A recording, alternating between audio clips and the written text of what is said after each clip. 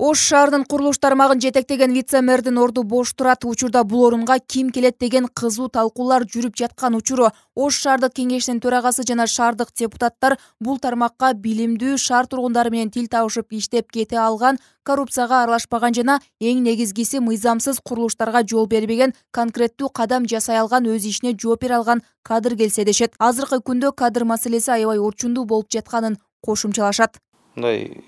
Жакшы деле мындай жыйынтык чыкпай атат да, баары бир деле токтотулган курулуштар деле кетип атат, кайра эле убактылуу токтотулуп турат экен.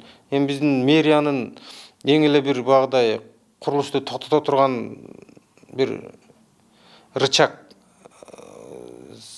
электр энергиясын кыркып коет экен, анан суусун үзүп коет экен.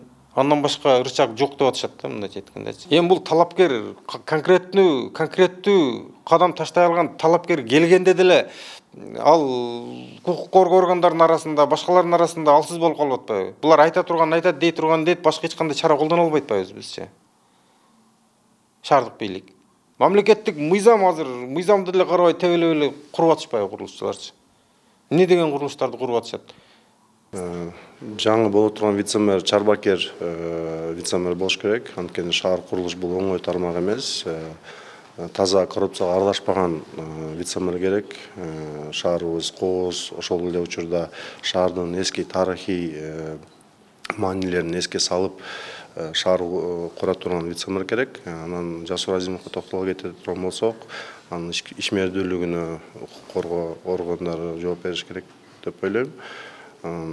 Серепчилердин баамында бул тармакка сөзсүз эле ротация жолу менен дайындоо кажет эмес дешет. Анткени шаардан деле бул орунга татыктуулар чыгат. Эң негизгиси саясатташпай, туура, так, ачык, айкын дайындоо болушу керектигин айтышат. Сөйдөгөндө мына бүгүн эң актуалдуу маселе шаарда ушул турак жайлардын баягы жайгашуусу. Мына бүгүнкү чейин баягы шаардын ген планы менен ПДПсы бүтпөй келди да. Бул кызматтагы адам вице-мэрликте мына түрдүү ошол комиссияларды өзү жетектеп, туурабы? Айрым бир топтордо керек болсо ошол өлкөнүн масштабында шаардын кызыкчылыгын коргоп, эл аралык жанагы келишимдерге чейин ошол чыгып жүргөн киши да. Ошондуктан эң биринчиден ошол компетенция бул жерде, ошол баягы кадрлар баарын чечет деген бекерден эмес.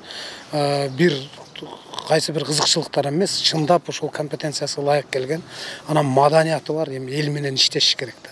Республикалык деңгээлдеги жана райондук деңгээлдеги шаарларга мэрлик кызматка талапкерди мамлекеттик кадр кызматынын атайын комиссиясы тандайт. Учурда республикалык деңгээлдеги шаарга мэрдин орун басары кызматына өз талапкерлигин койгондордун саны 59га жетти. Мэрдин орун басары болуу үчүн атайын жобонун негизинде жана критерийлер менен тандалып алынат. Маселен, 7 жылдан кем эмес өзүнүн эмгек тажрыйбасы болушу керек. Республикалык маңдайы шаардын мэрдин орун басары кызматтарына атайын коюлган квалификациялык талаптар бар. Ал талапка ылайык мамлекеттик муниципалдык кызматта жыйынтык стажы 5 жылдан кем эмес.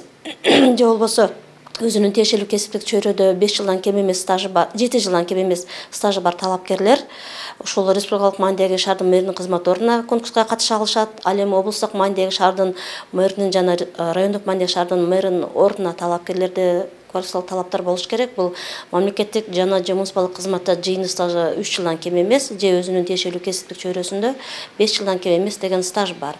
Ушул талаптарга ылайык жогорку билимдүү жарандар конкурска катыша алышат. Белгилей кетсек, Ош шаарынын курулуш тармагын башкарган вице-мэр Жасур Азимов 5 апрелде өз арызынын негизинде кызматтан кеткен.